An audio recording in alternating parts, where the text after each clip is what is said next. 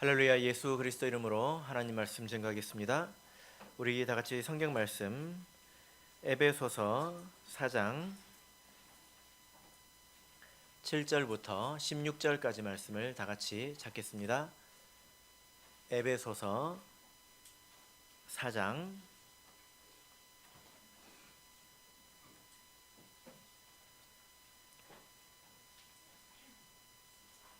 7절부터 16절까지 말씀을 저와 여러분이 한 절씩 교독하겠습니다. 7절. 우리 각 사람에게 그리스도의 선물의 분량대로 은혜를 주셨나니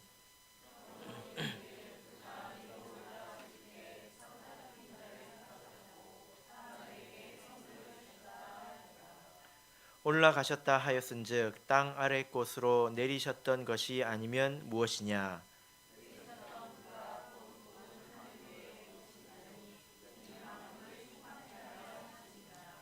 그가 혹은 사도로 혹은 선지자로 혹은 복음 전하는 자로 혹은 목사와 교사로 주셨으니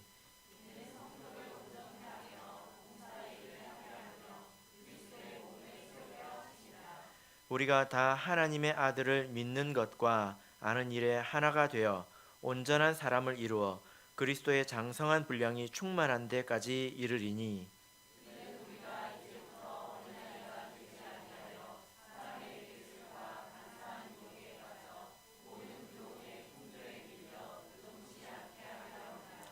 오직 사랑 안에서 참된 것을 하여 범사에 그에게까지 자랄지라. 그는 머리니 곧 그리스도라. 온 몸이 각 마디를 통하여 도움을 입음으로 연락하고 상합하여 각 지체의 분량대로 역사하여 그 몸을 자라게 하며 사랑 안에서 스스로 세우느니라. 아멘.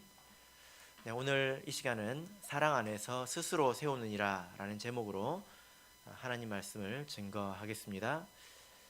여러분, 우리가 지금 살고 있는 이 청주에는 교회가 몇 개쯤 있을까요? 그리고 우리가 살고 있는 이 대한민국에는 교회가 몇 개쯤 있을까요? 힌트는 이 두 질문의 답이 똑같다는 것입니다. 몇 개일까요? 하나입니다. 이 질문은 아주 많은 것을 이해했을 때 비로소 대답할 수 있는 그런 결정적인 질문이라고 할 수 있습니다. 이 질문에 하나라고 대답을 하셨고 또 그 의미를 이해하신다면 이미 많은 것을 알고 계신 거죠. 아무리 십자가를 걸고 또 성경을 가르치고 또 주 예수의 이름으로 기도를 한다고 하더라도 그곳에 진리가 없다면 또 성령이 없다면 그곳은 교회가 아닌 것입니다. 우리가 교회는 하나다 이렇게 이야기를 할 때 여러분들은 굉장히 명쾌할 수 있지만 일반 교회에 있는 사람들은 아주 많이 헷갈립니다. 왜 그럴까요? 세상에 너무 많은 교단과 교파가 있기 때문입니다. 조직도 다르고 믿는 바 진리도 다른데 어떻게 교회는 하나라고 성경에 돼 있을까? 이걸 도무지 이해할 수가 없는 거예요. 그래서 그들이 찾은 답은 예수만 믿으면 다 하나라고 하나님께서 보아주신다. 이렇게 생각을 하는 것입니다. 그리고 서로 포용하는 게 더 아름답지 않나? 이렇게 포장을 하지요. 그러나 이것은 성경적인 대답이 아닙니다. 본문 앞쪽에 있는 에베소서 4장 4절부터 6절까지를 보시면 우리가 하나라고 이야기할 때 교회는 하나다 이렇게 이야기할 때 그 하나로 묶는 끈에 대해서 이야기를 하고 있습니다. 총 7가지 끈에 대해서 말하고 있죠. 몸이 하나이고 성령이 하나이고 부르심의 한 소망 안에서 또 주도 하나이고 믿음도 하나이고 세례도 하나이고 하나님도 하나이시다. 7개의 관점에서 하나를 이루어야 비로소 하나가 된다라는 것입니다. 우리가 이렇게 이것이 하나가 될 때에 시간과 공간을 초월해서 한 교회가 되는 것입니다. 7개지만 사실 이것을 좀 줄여서 본다면 진리와 성령, 그리고 조직, 이렇게 말을 할 수가 있습니다. 아프리카에 우리 참예수 교회가 있습니다. 그런데 한 번도 본 적이 없는 그들과 우리가 어떻게 하나가 되었다라고 말할 수 있을까요? 그리고 내가 잘 알지 못하는, 그리고 이미 돌아가신 그런 성도님들도 있지 않겠습니까? 그들과 내가 어떻게 하나라고 말할 수 있을까요? 하나라고 말할 수 있습니다. 시간과 공간을 초월해서 이 7가지가 하나가 될 때에 우리는 하나다, 이렇게 말할 수 있습니다. 그래서 교회에 대해서 이야기할 때 핵심은 교회는 하나다, 이것입니다. 그러므로 우리도 하나이죠. 한번 우리 옆에 성도님들 둘러보시기 바랍니다. 우리도 하나이죠. 왜 하나입니까? 왜 하나입니까? 같은 진리, 또 같은 성령, 그리고 같은 교회에 있기 때문에 하나가 되는 것입니다. 이렇게 하나라고 이야기할 때 우리가 지난 시간에 이 하나 되는 것을 힘써 지키자, 이런 말씀을 나눴는데요. 기억나십니까? 하나됨을 힘써 지키자 했는데 하나님을 힘써 지키자, 이렇게 적혀있던 기억이 납니다. 갑자기 기억이 나시죠? 예, 괜찮습니다. 그런데 이렇게 하나가 되었다고 하는 것은 뭔가 천편일률적으로 다 똑같아야 된다, 이런 건 아니에요. 지금 우리가 여기를 이렇게 둘러봐도 말투도 다르고 성격도 다르고 생김새도 다르고 모든 것이 다 다르지 않습니까? 천안교회 가면 쌍둥이가 있습니다. 그런데 그 쌍둥이도 일란성이에요. 쌍둥이도 똑같다고 그러면 기분 나빠하더라고요. 다르다고 해야 기분 좋아하더라고요. 사실 우리는 다 다릅니다. 오늘 7절의 말씀을 보겠습니다. 본문 가운데 7절의 말씀을 읽겠습니다. 하나됨 안에는 또 다양함이 존재한다는 거예요. 하나님께서 이루어 놓으신 이 하나 안에는 아주 아름다운 것들이 다양하게 있다는 것입니다. 7절을 읽겠습니다. 시작. 우리 각 사람에게 그리스도의 선물의 분량대로 은혜를 주셨나니. 여기 보면 하나님께서 우리 각 사람에게 은사를 주셨다, 또 재능을 주셨다, 이렇게 말씀을 하고 있습니다. 여기서 하나님께서 그리스도의 선물의 분량대로 이렇게 말을 하고 있는데, 이것은 우리 각 사람에게 주신 그 재능을 이야기하는 것입니다. 각 사람에게 주셨다, 이렇게 말씀을 하고 있죠. 그러면 이 안에서 안 받으신 분이 계실까요? 안 계실까요?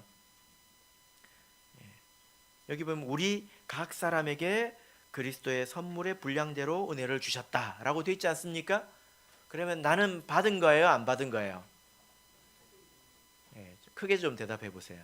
받은 거예요? 안 받은 거예요? 받은 것입니다. 그래서 하나님께서 나에게 주신 은사가 무엇일까, 이런 생각을 해볼 필요가 있겠죠. 때로는 아주 분명하고 또 많은 은사를 가진 사람들을 보면 좀 부러워할 때도 있습니다. 남의 떡이 커 보이는 법이지요. 그러나 이 은사에 대해서 생각할 때에는 우리가 주의하고 명심해야 될 점이 있습니다. 첫 번째는 뭐냐면 이것은 은혜라는 거예요. 7절을 보면 분량대로 은혜를 주셨나니, 은사를 주신 것을 이야기할 때 은혜를 주셨다, 이렇게 말을 하고 있지 않습니까? 그러니까 각 사람에게 주신 그 재능은 하나님께서 은혜로 주신 것이지 내 노력만으로 된 것은 아니라는 것입니다. 우리 아이들 같은 경우에는 내 은사가 뭐지? 잘 모를 수 있습니다. 그리고 어른들이 봤을 때도 저것이 커서 뭐가 될고 하고 잘 안 보일 때도 있습니다. 성장하면서 자기가 스스로 노력을 해서 이렇게 성장을 하면 이 사람은 이렇게, 저 사람은 저렇게 각자의 그 모습을 가지게 되지 않습니까? 노력이 필요합니다. 그러나 그렇게 되도록 하나님께서 인도해 주셔야 된다는 거예요.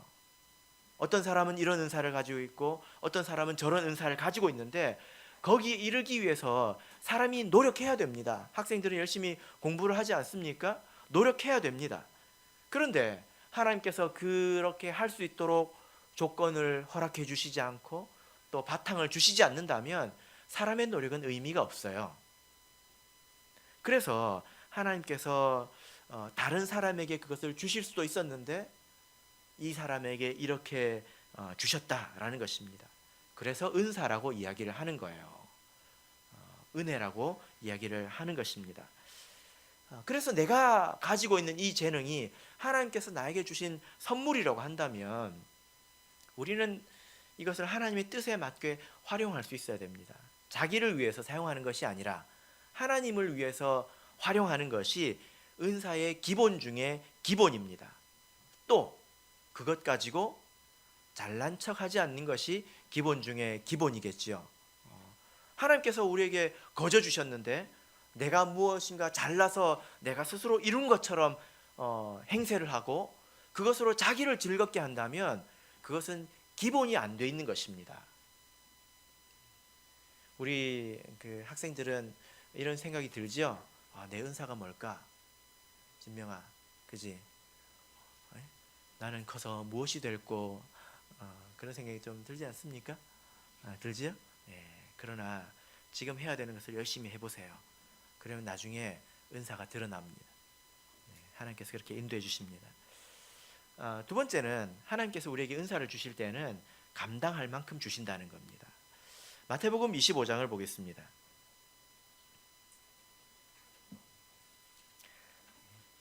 마태복음 25장 14절 15절을 보겠습니다.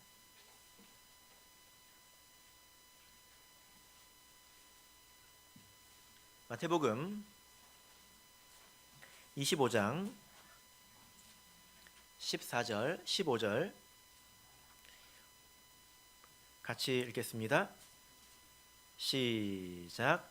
또 어떤 사람이 타국에 갈새 그 종들을 불러 자기 소유를 맡김과 같으니 각각 그 재능대로 하나에게는 그 5달란트를 하나에게는 2달란트를 하나에게는 1달란트를 주고 떠났더니 하나님께서 우리 각 사람에게 달란트 은사를 주실 때는 그 재능대로 주신다는 것입니다. 여기서 말하는 재능은 그 사람의 능력을 말하는 것입니다. 곧 감당할 수 있는 만큼 주신다는 거예요. 감당할 수 있는 만큼 주시는 것이 또 하나 있죠. 무엇입니까? 그렇습니다. 시험, 고난을 말합니다. 하나님께서 우리에게 고난을 주실 때는 죽으라고 주시는 것이 아니라 그것을 통해서 성장하라고 주시는 것입니다. 마찬가지로 어떤 사람에게 과분한 은사를 주셨을 때에 그 사람이 그것으로 인해서 오히려 믿음에 병이 든다면 그것은 하나님께서 잘못하시는 거죠. 그래서 하나님은 그렇게 주시지 않습니다. 감당할 만큼 주신다는 것입니다. 우리가 왜 이것을 알아야 되냐면 우리가 재능에 있어서도 탐욕을 부릴 수 있다는 거예요. 다른 사람을 볼 때 저 사람 저런 모습을 보니까 나도 저런 은사를 가지고 싶어. 저 사람은 저러네. 나도 저런 은사를 가지고 싶어. 이렇게 이것과 저것을 얻으려고 할 때에 여러 가지 문제가 생길 수 있습니다. 어떤 문제가 생길까요? 이제 그것을 얻기 위해서 내가 해야 될 것을 하지 못합니다. 그래서 그 사람의 인생이 왜곡될 수 있습니다. 그리고 자기의 믿음으로 감당치 못하는 일이 생기기도 합니다. 고속도로를 이렇게 다니다 보면 요즘은 이렇게 추워서 그런 사람들이 잘 없지만 따뜻한 봄날이 되면 캠핑카를 뒤에 달고 딱 가는 사람들이 있죠. 그럼 어떤 생각 드십니까? 저거 얼마쯤 하지? 나도 한번 달아보고 싶은데 근데 내 차가 뭔지는 생각을 안 합니다. 내 차는 마티즈거든요. 모닝이거든요. 모닝 뒤에다가 큰 거를 매달아 놓으면 사람들이 뭐라고 하겠습니까? 그리고 그 차가 어떻게 되겠습니까? 마치 그것과 같습니다. 좋아 보인다고 해서 다 내 뒤에 달아 놓으려고 하면 내 인생에 문제가 생길 수 있다는 것입니다. 이것을 믿으십시오. 하나님께서 우리에게 필요한 만큼의 은사를 주셨습니다. 그것을 믿어야 합니다. 고린도전서 12장을 보겠습니다. 고린도전서 12장 30절 31절을 보겠습니다. 고린도전서 12장 30절, 31절 같이 읽겠습니다.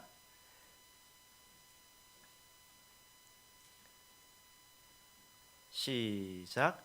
다 병 고치는 은사를 가진 자겠느냐? 다 방언을 말하는 자겠느냐? 다 통역하는 자겠느냐? 너희는 더욱 큰 은사를 사모하라. 내가 또한 제일 좋은 길을 너희에게 보이리라. 예. 고린도 교회는 은사 경진대회가 열렸습니다. 그래서 어떤 사람은 이런 은사가 있고 어떤 사람은 저런 은사가 있어서 서로 어떤 것이 더 높으냐, 이것에 대해서 다툼이 있었던 것 같아요. 그래서 고린도 전서 12장에서 바울 사도가 그 모든 것이 다 한 성령에서 나온 것이 아니냐, 순서가 없다고 가르치고 있습니다. 그리고 하나에 만족하지 못해서, 자기에게 주신 것을 만족하지 못해서 다른 것을 막 이제 가지려고 애쓰는 그런 사람들에게 다 병 고치는 자겠느냐, 이런 말을 하고 있는 것입니다. 그러면서 뭐라고 말합니까? 더 큰 은사를 사모하라, 이렇게 말하고 있습니다. 이거보다 더 큰 은사가 있습니까? 그 은사가 뭘까요? 사랑입니다. 그래서 고린도 전서 13장이 그래서 뭡니까? 사랑장이에요. 이 모든 것을, 은사를 행할 때에 사랑이 있어야 은사가 된다는 것입니다. 그러므로 하나님께서 우리에게 감당할 만큼의 은사를 주셨기 때문에 탐욕을 부려서 안 된다라는 거지요. 은사의 기본 중에 기본은 자기가 가지고 있는 은사를 가지고 하나님께 충성하는 것입니다. 그때에 은사 자체가 많아진다기보다는 그 영향력이 넓어지는 것입니다. 여러분, 우리가 하나님께 은사를 구할 수 있을까요? 네, 구할 수 있습니다. 그러나 은사의 기본은 하나님 앞에 내가 가진 것으로 충성하는 것이 기본 중에 기본이라는 것입니다.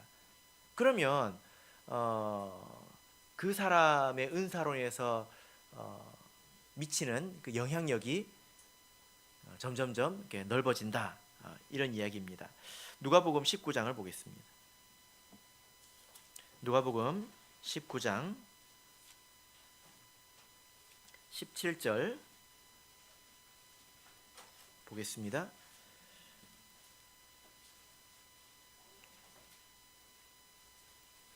누가복음 19장 17절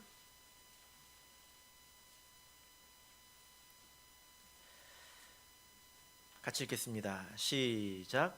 주인이 이르되 잘하였다 착한 종이여, 내가 지극히 작은 것에 충성하였으니 10고을 권세를 차지하라 하고. 이것은 열문화의 비유인데요. 하나님께서 각 사람에게 똑같은 그 한 문화씩을 주었습니다. 이것은 우리에게 오는 기회이죠. 시간이나 그런 환경과 같은 기회입니다. 그것을 최대한 활용해서 자기의 주신 은사로 충성할 때에 어떤 사람에게는 10고을의 권세를 주고 어떤 사람에게는 5고을의 권세를 주었습니다. 그래서 이 뜻이 무엇이냐면 그 사람의 영향력이 10고을에 미친다는 것입니다. 근데 어떤 사람은 그 사람의 영향력이 5고을에 멈추게 되겠죠. 어떤 사람은 영향력이 전혀 없는 사람이 된다는 것입니다. 그러므로 우리 이제 교회에서도 이럴 수 있습니다. 내가 은사가 있다면 먼저 우리의 가정과 우리의 신도회를 위해서 봉사를 할 수 있겠지요. 그것이 하나님 보시기에 합당하고 충성이 된다면 교회를 위해서 사용할 수 있도록 하나님께서 길을 열어주실 것입니다. 또 그것이 하나님 보시기에 기쁘시다면 총회를 위해서 쓰일 수 있도록 하나님께서 길을 열어주실 것입니다. 그리고 더 나아가서는 전 세계를 위해서 쓰일 수 있도록 하나님께서 길을 열어주시지 않겠습니까? 이것이 은사의 기본이라는 거예요. 그래서 은사는 하나님께서 은혜로 주시는 것입니다. 그리고 감당할 만큼 주십니다. 그것이 크든 작든 그것으로 충성할 때에 내 것으로 누릴 수 있는 범위가 많아지는 것입니다. 이것이 은사의 기본이라는 거예요. 자, 그러면 하나님께서 이렇게 우리에게 은사를 주셨을 때에 여기에는 목적이 있습니다. 왜 은사를 주셨을까요? 에베소서 4장으로 돌아오겠습니다. 에베소서 4장 11절 12절. 에베소서 4장 11절 12절 같이 읽겠습니다. 시작. 그가 혹은 사도로 혹은 선지자로 혹은 복음 전하는 자로 혹은 목사와 교사로 주셨으니 이는 성도를 온전케 하며 봉사의 일을 하게 하며 그리스도의 몸을 세우려 하심이라. 아멘. 자, 먼저 보면 여기서 네 가지의 직분을 이야기하고 있는데요.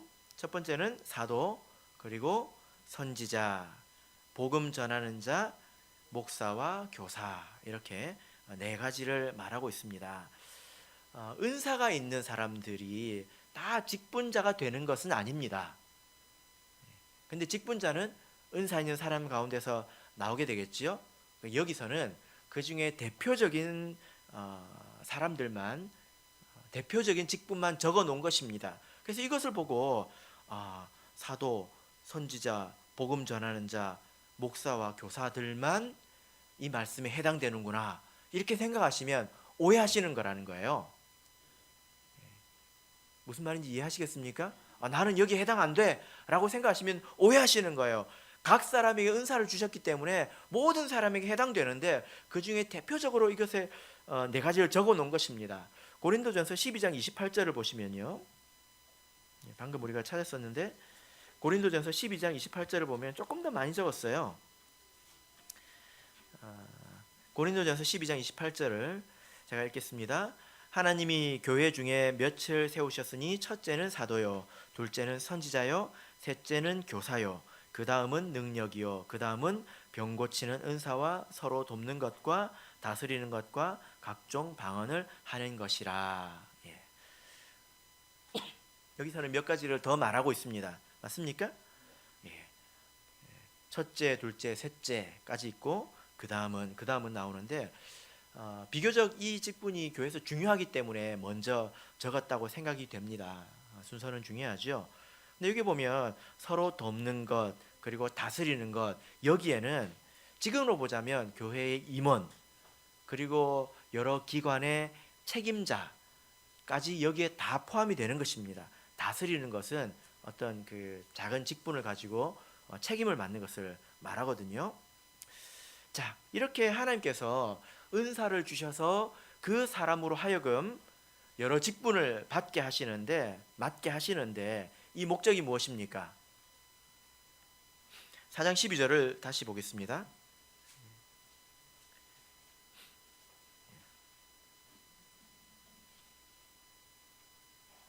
이 목적이 무엇입니까? 12절을 다시 읽겠습니다. 시작. 이는 성도를 온전케 하며 봉사의 일을 하게 하며 그리스도의 몸을 세우려 하심이라. 이걸 알고 해야 됩니다. 이걸 모르고 하면 엉뚱하게 일을 할 수도 있습니다. 그 목적은 성도를 온전케 하는 거예요. 내가 어떤 일을 하고 나서 자기 만족을 느끼는 게 아니라 그 일의 결과가 성도를 온전케 하는 거라는 겁니다.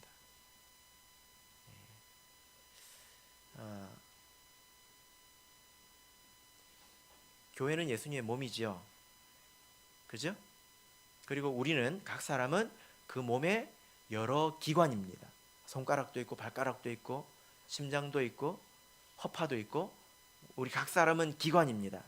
자, 여러분, 우리 한 사람의 몸에 어떤 특정한 역할을 하는 기관 혹은 조직, 이런 게 몇 개 정도 있는지 아십니까? 몇 개나 될까요? 오장육부만 있는 게 아니에요. 몇 개나 될까요? 정답은 셀 수 없이 많다, 이겁니다. 다 모를 정도로 많습니다. 다 모를 정도로 많습니다. 우리에게 오장육부가 있죠.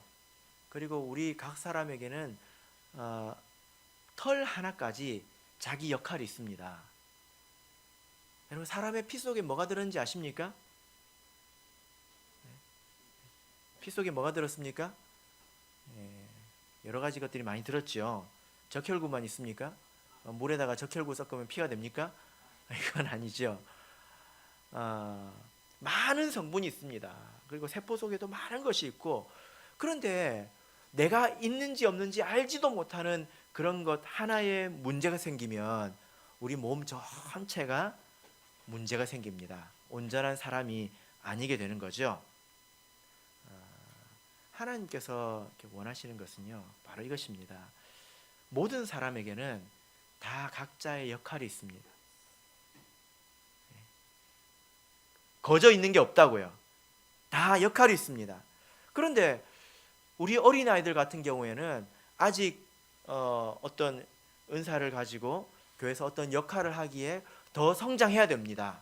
그런 사람들도 있고, 그리고 믿음이 부족해서 자기의 역할을 다 못하는 그런 사람들도 있습니다. 하나님께서 원하시는 것은 뭐냐면, 내가 나의 은사를 발휘해서 그런 사람들이 자기의 은사를 가지고 교회를 섬기도록 돕는 것입니다. 이 말 이해하시겠습니까? 어떤 사람은요, 그게 없어요. 자기가 하는 것으로 만족해요. 그래서 다른 사람이 자기의 은사를 가지고 자기 일을 못하게 합니다. 그럴 수 있습니까? 그럴 수 있습니다.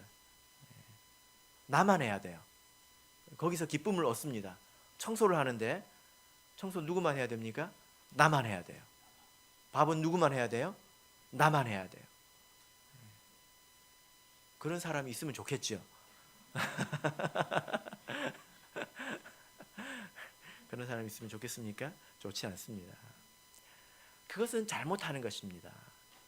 교회 안에서 독점하는 것은 잘못하는 거예요. 다른 사람들이 자기의 은사를 가지고 하나님을 섬길 수 있도록 돕는데 내가 내 은사를 발휘를 해야 되지, 그것만 가지고 자기 만족을 하면 고린도 교회처럼, 고린도 교회 성도들처럼 은사로 방언을 말합니다. 예언을 말합니다. 그런데 그걸로 다른 성도들을 유익하게 하는 것이 아니라 자기 만족에 빠져가지고 다른 사람들을 그거 가지고 누릅니다. 너는 이것도 못하지? 이렇게 해버린다는 것입니다. 하나님께서 원한 것이 무엇입니까? 나의 은사로 다른 성도를 세우는 거예요.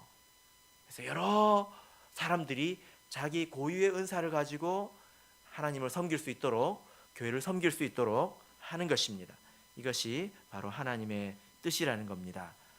여러분, 우리 성도님들께서도 각자의 은사를 가지고 자기 만족을 누리는 것이 아니라 다른 성도를 온전케 하는 것이 최종 목적이다. 이것을 반드시 유념하시고 교회를 섬기시기를 진심으로 바랍니다.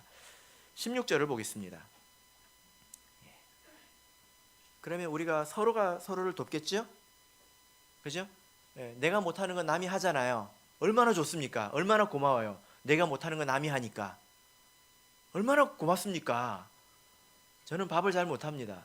아마 제가 애찬댕반 들어가면 맨날 라면을 먹어야 될지도 모릅니다. 얼마나 고마운지 모르겠습니다. 제가 보기엔 다 풀인데요. 책 그 밥상에 올라와야 비로소 나물이라고 생각을 합니다. 그냥 보면 풀입니다. 제 눈에는. 감사하죠. 그것을 보시는 분이 계시니까. 16절을 읽겠습니다. 시작. 그에게서 온 몸이 각 마디를 통하여 도움을 입음으로 연락하고 상합하여 각 지체의 분량대로 역사하여 그 몸을 자라게 하며 사랑 안에서 스스로 세우느니라. 한 몸이 되었다. 교회는 왜 예수님의 몸이라고 이야기를 했는지 여러분 잘 생각해야 됩니다. 여기 보세요. 온 몸이 각 마디를 통하여 도움을 입는다는 것입니다. 서로가 서로를 돕는다는 거예요. 그리고 연락하고 상합한다는 것입니다. 서로 연합한다는 것입니다. 그래서 각 지체가 자기의 고유의 분량대로 일을 해서 그 온 몸이 자라게 만든다는 거예요. 골로새서 2장 19절을 보겠습니다. 이 말씀과 같이 읽어야 되는데 골로새서 2장 19절 골로새서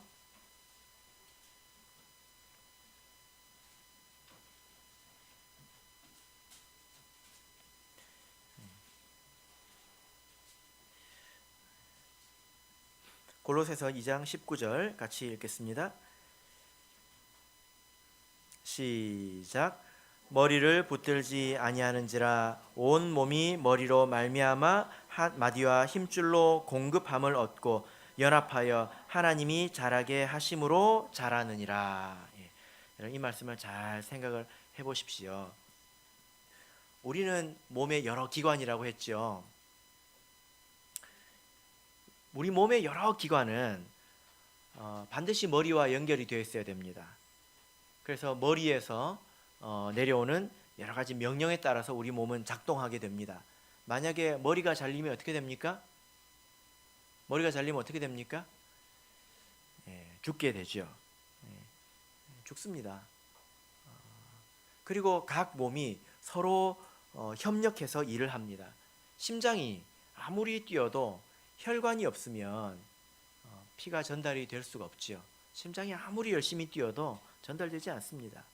다리가 아무리 튼튼해도, 종아리가 아무리 튼튼해도 무릎이 아프면 제대로 걸을 수가 없는 것입니다. 그런 것처럼 교회 안에서 제 아무리 잘난 사람이 있다 하더라도 스스로 온전하지는 않다는 거예요. 내가 예를 들어 다리라고 해봅시다. 다리 혼자만 있으면 뭡니까? 그건 다리라고 하지 않고 족발이라고 하죠. 그죠? 다리 혼자만 있어가지고 아무것도 되는 게 없습니다. 아무리 튼튼하다고 해도 다리 혼자로 되는 것은 없습니다. 그것만으로 온전해지지 않는다는 거예요. 어디로 가야 될지, 얼마나 가야 될지 모르지 않습니까? 안 된다는 것입니다. 가끔 보면 이제 교회에서 교회를 떠나서 자기 스스로 신앙생활을 하고 싶다, 뭐 이런 분도 계십니다. 이건 불가능한 일이죠. 우리가 볼 때에 각 사람이 아무리 부족해 보인다 하더라도 하나님은 교회를 통해서 여러분들에게 은혜를 베푸십니다. 교회가 뭡니까? 지금 우리 각자잖아요. 잘 돌아보세요. 하나님께서 여러분들에게 은혜를 주실 때 내 눈에 보이는 사람들 통해서 나에게 은혜를 주신다고요. 다리에 왜 피가 흐릅니까? 심장이 뛰니까 피가 흐릅니다. 그런 역할을 하는 성도들 때문에 지금 내가 있다는 것입니다. 내가 유지가 된다는 거예요. 우리가 만약에 아주 뛰어난 사람이라면, 한 사람이 아주 뛰어난 능력을 가지고 있다면 교회를 바라볼 때 좀 수준이 낮아 보일 수도 있어요. 그래서 우습게 보일 수도 있습니다.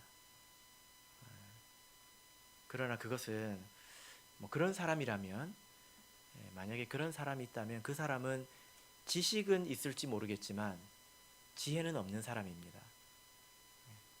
아무리 부족해 보이는 사람이라고 하더라도 하나님께서는 우리를 통해서 나에게 은혜를 주신다는 것을 반드시 알아야 됩니다.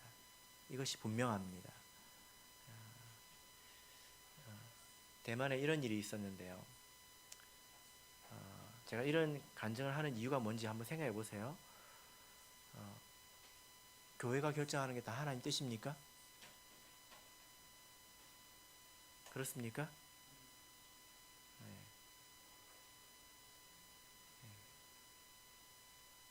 이런 생각을 가질 수 있습니다. 대만에서 이런 일이 있었습니다. 아주 오래전 이야기인데 이 간증을 하시는 분은 돌아가셨고요. 이제 그분을 통해서 전해져 온 이야기인데 확인이 된 것입니다. 어떤 교회에서 안식일에 5번 빠지면 제명하기로 결정을 했습니다. 이거 연속이에요. 연속으로 5번 빠지면 제명하기로 그 교회가 결정을 했습니다. 지금은 그렇게 하지 않죠. 이 결정이 옳으냐 그르냐 우리가 따져본다면 우리는 지금 그렇게 하지 않습니다. 그런데 어떤 한 자매가 사주를 결석했습니다. 안식일을 빠졌어요. 그래가지고 오늘처럼 이제 금요일 예배 후에 회의가 있었겠죠. 이 자매가 지금 몇 주째 빠졌는데 내일까지 빠지면 이제 제명하기로 결정을 딱 했습니다. 끝났습니다. 예.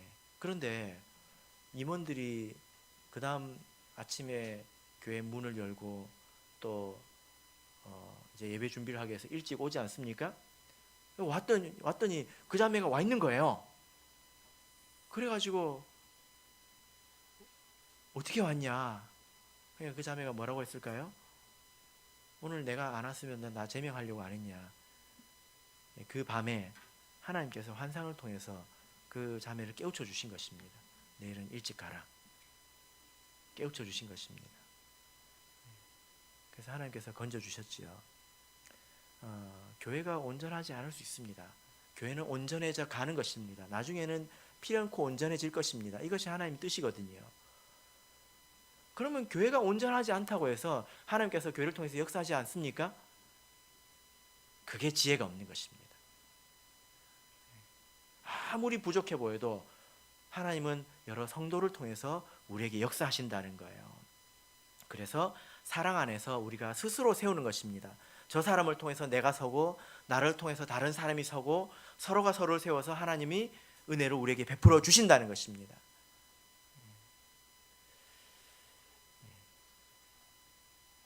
가끔은 인내를 키워주시는 분도 계시죠. 그죠? 에베소서 4장 13절부터 15절을 읽겠습니다. 13절에서 15절 읽겠습니다. 시작. 우리가 다 하나님의 아들을 믿는 것과 아는 일에 하나가 되어 온전한 사람을 이루어 그리스도의 장성한 분량이 충만한 데까지 이르리니 이는 우리가 이제부터 어린아이가 되지 아니하여 사람의 괴술과 간사한 유혹에 빠져 모든 교훈의 풍조에 밀려 요동치 않게 하려 함이라. 오직 사랑 안에서 참된 것을 하여 범사에 그에게까지 자랄지라. 그는 머리니 곧 그리스도라. 이 말씀은 우리가 서로 이렇게 봉사하는데 최종적인 목표를 구체적으로 말씀하고 있습니다. 성도를 온전케 하는 것은 목적이라고 말할 수 있죠. 구체적으로 조금 더 이야기를 한다면 바로 13절에서 15절까지 말씀에 해당한다고 말할 수 있습니다. 여러분 여기에 숫자가 있습니까? 무슨 말입니까? 많은 사람들이 구원받는 것이 기쁜 일이긴 하지만 그러나 숫자가 목표는 아니라는 것입니다. 우리가 물론 열심히 전도를 해야 되겠지요. 그러나 사람이 구원받는 것은 하나님의 뜻이지 않습니까? 우리가 이런 은사로 이루어야 될 목표는 성도를 온전케 하는 것입니다.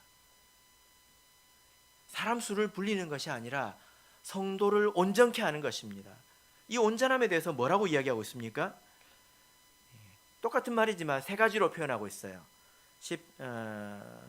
3절을 보시면 하나님의 아들을 믿는 것과 아는 일에 하나가 되는 것. 그 다음에 두 번째로 온전한 사람이 되는 것. 세 번째로 그리스도의 장성한 분량에 도달하는 것. 이렇게 세 가지로 말하고 있습니다. 이것은 사실은 다 같은 것입니다. 그리스도의 분량에 도달하는 것이 온전한 사람이죠. 어떤 것이 온전한 사람입니까? 아는 것과 믿는 것이 하나가 되는 것입니다. 이것은 신앙의 성숙을 말하는 거예요. 만약에 성숙한 신앙인이라면 14절에 있는 말씀처럼 세상에 있는 어떤 풍조나 그런 나쁜 생각들에 휩쓸리지 않을 것입니다. 우리가 나이가 들었다 해도 신앙이 어리면 세상에 흔들리게 되지요. 여러분 그럼 제가 하나 물어볼게요. 말씀을 아는 것은 은사일까요? 말씀을 깨닫는 것은 은사일까요? 네. 그건 은사가 아니고 결과입니다. 물론 아주 비밀한 말씀, 또 예언적인 말씀을 깨닫는 것은 은사에 속하기도 합니다. 그러나 성경에 있는 이 말씀을 깨닫는 것은 은사가 아니라 여러 가지 은사를 통해서 우리가 얻는 것들이에요. 만약에 우리가 말씀을 모른다면 우리가 믿을 수 있겠습니까? 여러분, 지식이 없으면 믿음이 없는 것입니다. 생각해 보세요. 지식이 없이 믿음이 존재할 수 있습니까? 없습니다. 여러분, 예수님을 믿습니까? 예수님이 예를 들어 하나님이다, 육신으로 오셨다, 이것을 모르고 예수님을 믿을 수 있습니까? 아닙니다. 내가 지식이 있으니까 그것을 내가 믿는 거지, 지식이 없이는 믿을 수가 없는 거예요. 그래서 우리가 여러 가지 은사를 통해서 사람들을 가르치고 교훈해서 아는 데 이르게 되고, 그 사람이 아는 것을 비로소 경험을 통해서 믿게 되는 것입니다. 그래서 아는 것과 믿는 것이 하나가 된다는 것은 온전해졌다는 거예요. 둘이가 만난다는 것은 온전해졌다는 것입니다. 그러므로 말씀을 깨닫고 아는 것을 은사처럼 생각을 하시지 않기를 바랍니다. 이것은 우리가 반드시 도달해야 되는 지점이죠. 이것을 15절에서 잘 요약을 하고 있습니다. 15절을 다시 한번 읽겠습니다. 15절 시작. 오직 사랑 안에서 참된 것을 하여 범사에 그에게까지 자랄지라. 그는 머리니 곧 그리스도라. 다시 한번 반복을 하고 있는데, 오직 사랑 안에서 참된 것을 하여, 참된 것을 하다라고 말할 때는 사실 이렇게 원문을 제가 보니까 참된 것을 말하다입니다. 이것은 말을 하라는 것입니다.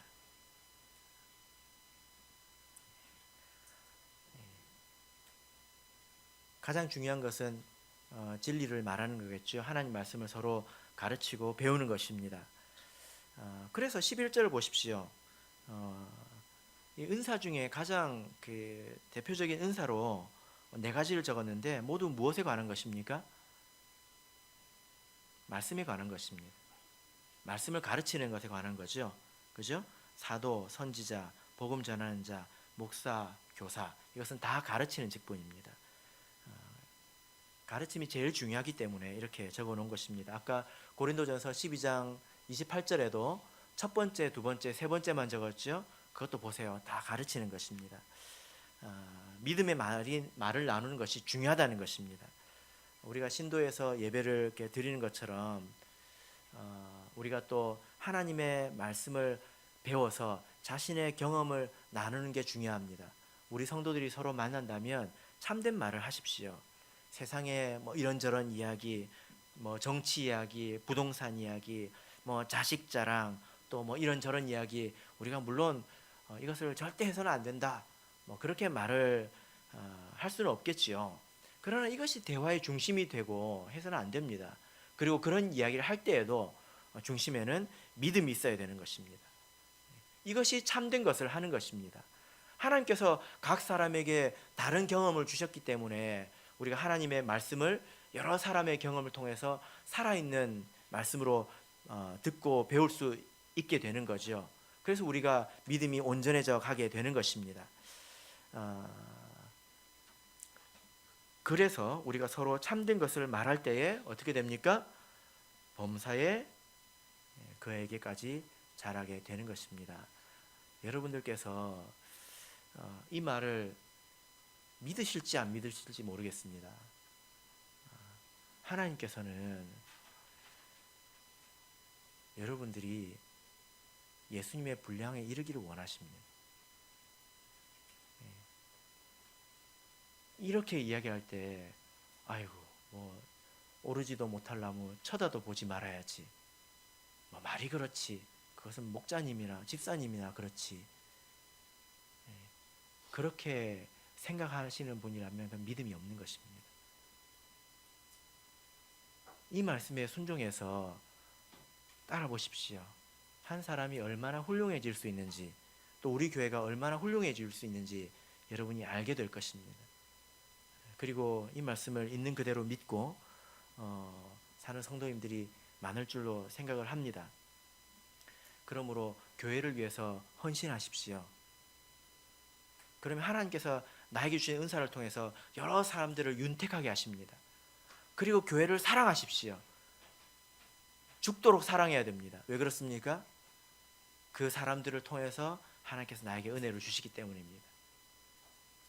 우리가 서로 이런 마음으로 교회를 대할 때에 하나님께서 원하시는 교회가 되는 것입니다. 그래서 사랑 안에서 스스로를 세울 줄 아는 그런 교회가 되는 것입니다. 바로 기는 이런 믿음으로 신앙생활 하시기를 예수 그리스도 이름으로 축복합니다.